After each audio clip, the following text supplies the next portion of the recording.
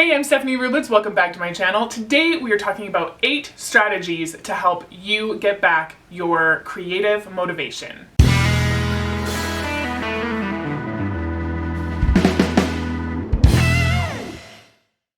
Okay, it happens to all of us at some point. We just, things that brought us joy are not bringing us joy right now, but we wish that they were. We just can't seem to get to it. We just can't seem to find the time. So today we're going to talk about a few strategies to help with that. Number 1, clean your space. Make sure that your tools are accessible. Make sure that your projects are accessible.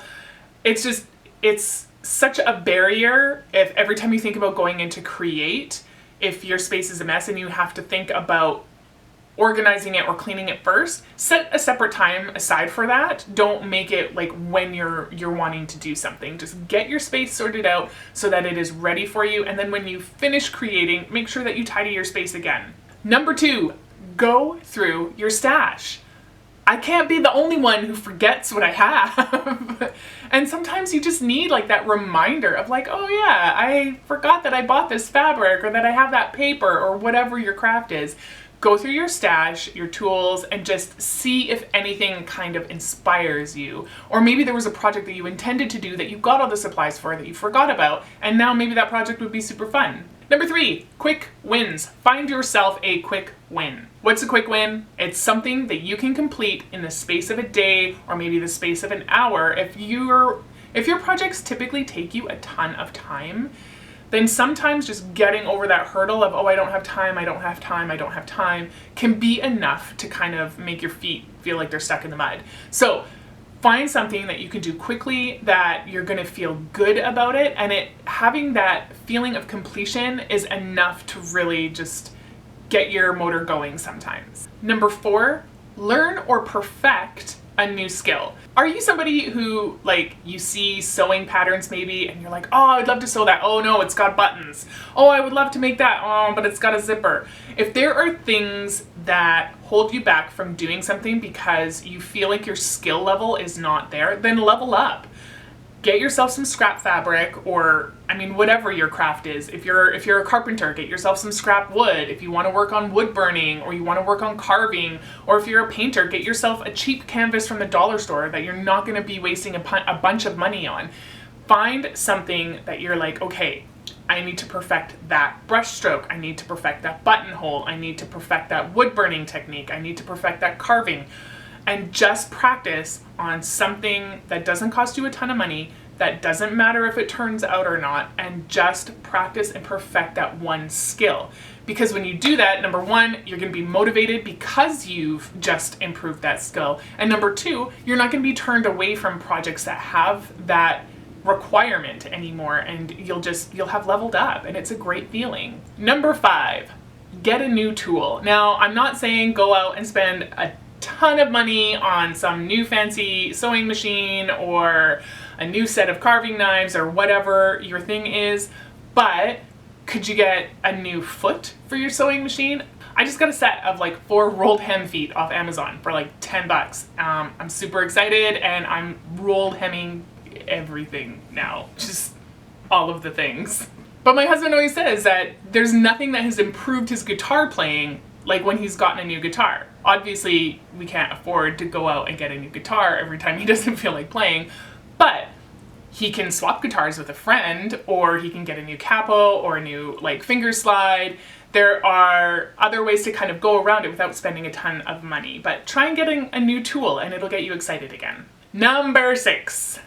Find some friends. Now, maybe this is joining a Facebook group of people who do what you do. Maybe this is like getting together with a friend and actually doing your thing in the same room. And you know what? The beauty about that is you don't even have to be doing the same thing.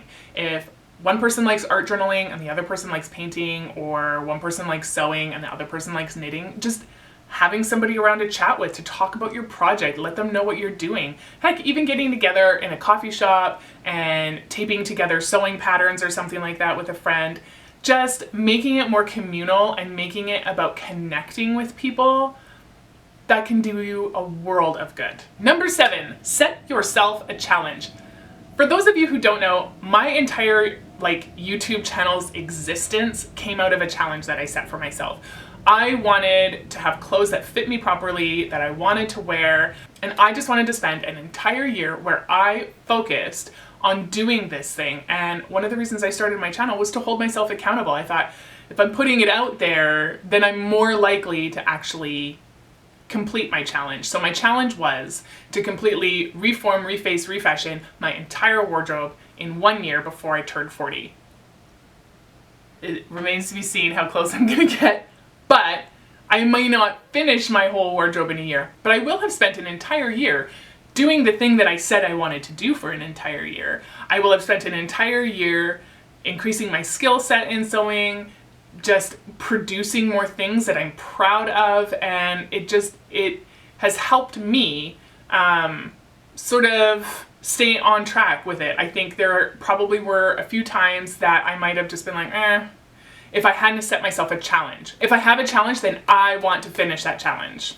Number 8, make sure that you're doing something for yourself. Now, I sort of touched on this a bit when we did the So Ask Me Anything vlog hop, but my answers had to be really short, so let me expound on that now. If you are somebody that your entire sewing queue or your crafting queue or like the stuff that you're building out in the garage, whatever that is, if that whole list of things, that pile of to-do stuff is all for other people, that's beautiful. It's amazing. It is amazing to take your skills and be of service to other people. It's amazing to take your skills and be able to make a bit of money at it, or even a full-time income. Like, that's the dream for me.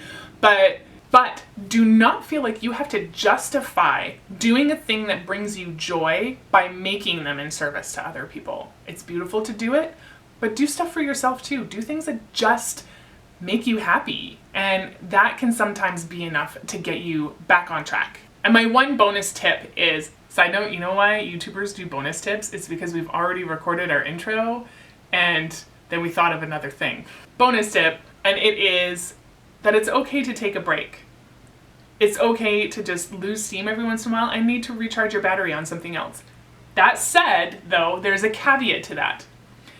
If you're having trouble finding joy in the things that have always brought you joy, and it's not just one thing, it's all things, and you're also maybe not finding joy in being with your family like you used to, and you're not finding joy in anything, that might be a sign of something bigger, and I encourage you to reach out to somebody, and maybe that's a sign that you need to talk to somebody, because I feel like how we regard the things that typically bring us joy and how we make time for them can sort of be a barometer for how things are going on a deeper level. And so use that information. If you're just not finding joy in anything, then maybe it's time to talk to somebody. All right, so those were my 9 tips on how to get your creative motivation back. If that was something that was helpful for you, I am so happy that it was. Comment below and let me know what one either works best for you, or what one that you're gonna try if you're struggling with kind of getting back your mojo right now. Until next week, that's all I have for you. If you like this video, give it a thumbs up. Make sure you do all the other things, share it out, and subscribe if you haven't already, and I will see you next week.